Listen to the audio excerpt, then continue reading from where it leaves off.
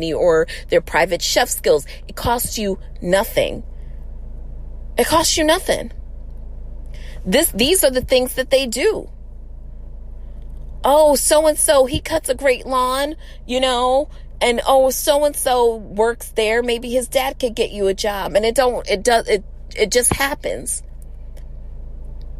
We've got to make lanes and spaces for each other, but we have to be very aware of the energy that is involved in all things that we do. Everything has an energy, and you have to make sure that your behavior and your intention, they all align. I was talking to someone this week who, what I'll say is that I think that they are oftentimes blissfully unaware of the energy that they carry. And their energy is very strong.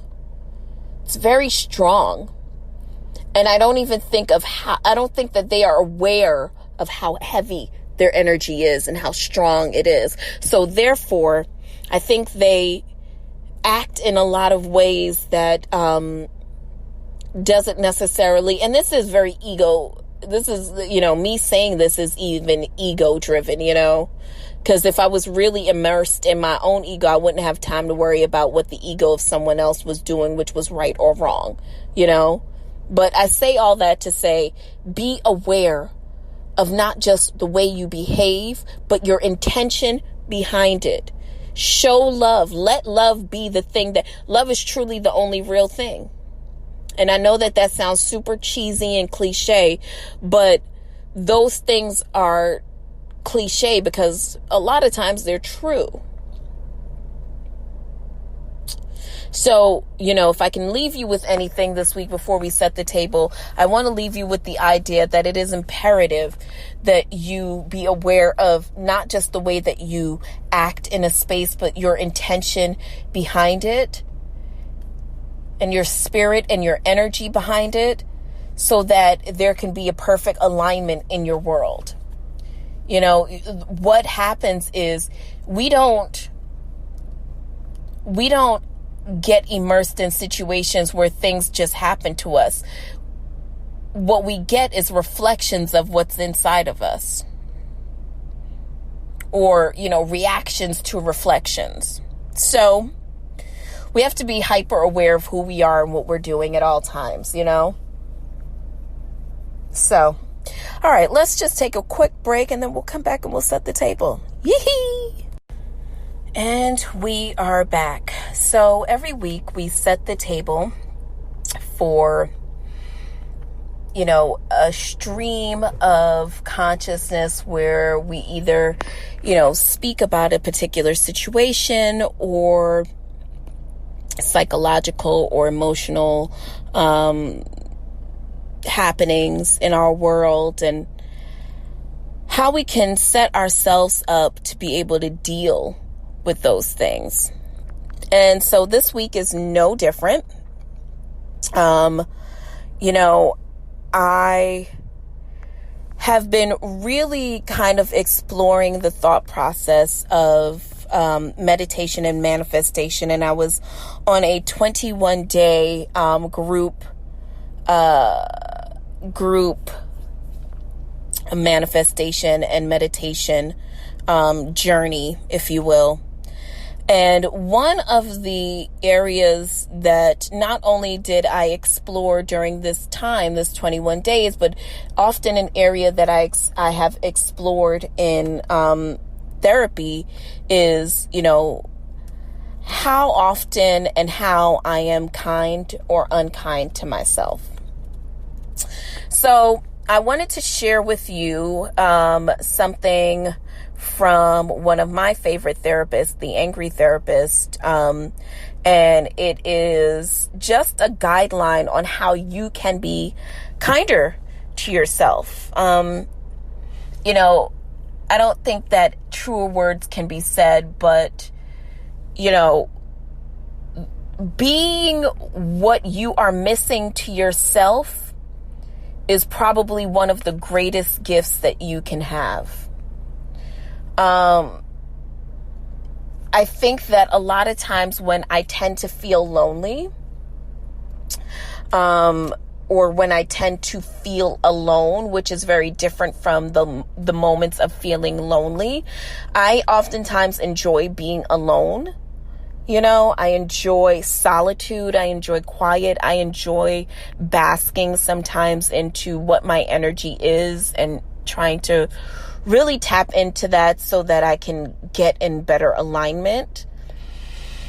Loneliness is something different.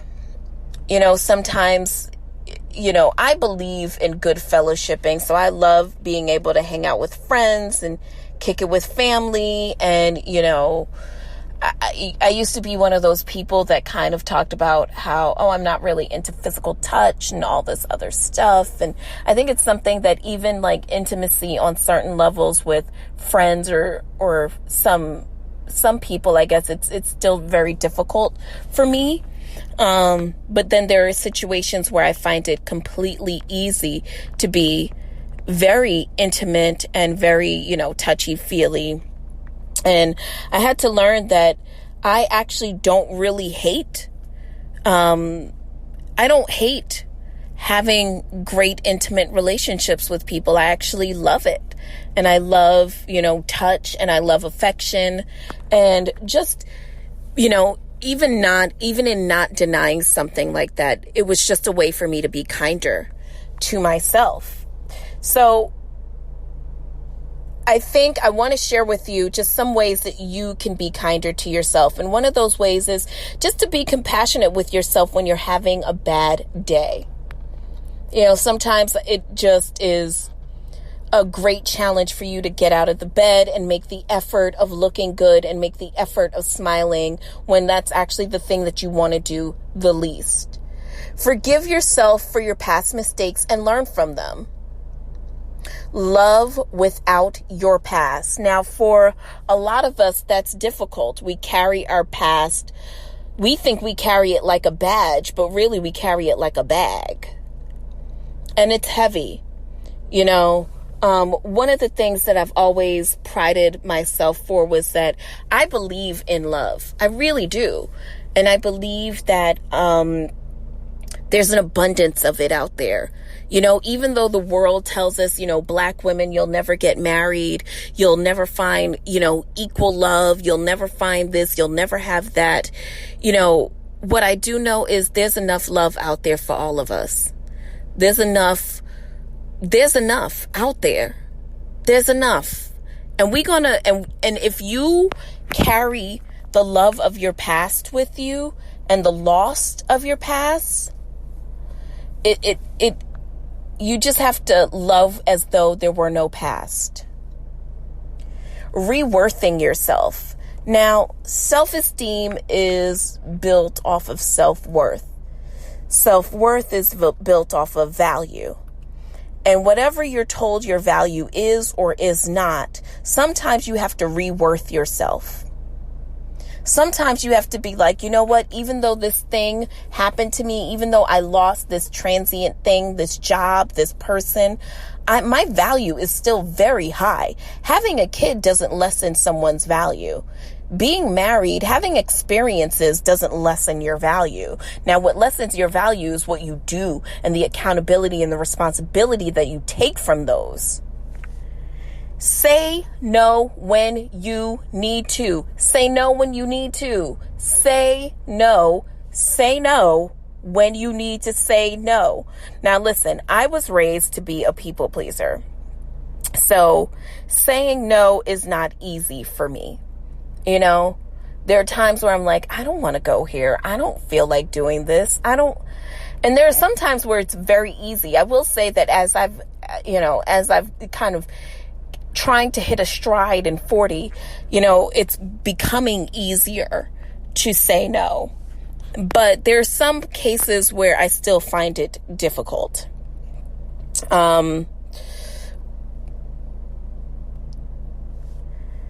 Practice self-care. Don't beat yourself up over small things. Set and enforce boundaries with others. Huge. Eliminate the toxic people in your life. Also huge. Seek nectar every day. Now, here's one of the most loveliest things that I've encountered about having a new job is learning something new. Seeking nectar every day does not mean seeking just self-pleasure and self-gratification, but it could be what you consider luxury. I consider luxury being able to go for a run and really just having that moment of solitude and allowing my mind to be there. You know, that's luxury for me. That time is luxurious for me. Live and embrace your truth. Spend time with yourself. Challenge your inner critic by channeling your inner advocate. Remind yourself that you are enough. Relearn to trust yourself and others. Celebrate your growth. Make yourself a priority. And last but not least, I can't stress this enough. Don't compare your journey to anyone else's, despite what anyone tells you. You know,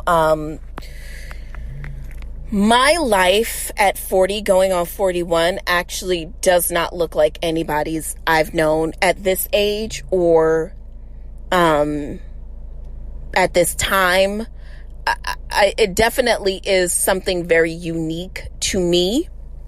And so no matter how many people have gone through similar things or, you know, feel like, you know, they're on the other side of it so they can really speak to. Honestly, the only thing that I can do is pray for wisdom on my journey because no one else is having this journey. It's just me. So it's great for me to seek wise counsel or sometimes feel away because when I look into the other lane at the other person's journey, I see things that I consider to be, you know, trappings of abundance. You know, I see things that make me feel like, okay, those are benchmarks for where I should have passed, and I haven't passed them yet. I haven't even approached them. But what I will say is my journey, again, is unique. That person's journey is very unique to them. And there's a reason and a design behind your journey. There's a reason why in your current costume, the way you look, the way your body, your mind, the way it thinks, everything is uniquely designed for your journey. And so, you know, even though there are moments where I can definitely feel like, oh man, darn, what's with my journey? Like, what's the tea? Like, what is she giving? It's unique, and I'm living for the fact that it's unique, and I'm living for the fact that I am so grateful that I don't have to live in a world where, because my journey doesn't look exactly like what other people say it should or what other people's experiences have been or what their current experience is, that's fine. You get one life to live, and it's your life. It will do you no good to compare it to that of somebody else's life. You've got everything that you need for your journey. You've got everything that you need up until this point for your journey. So live in that. I thank you guys so much for listening. Remember, if you are not at the table, you're on the menu. God willing and the creek don't rise. We'll see each other next week. Same time, same place. Love you. Peace.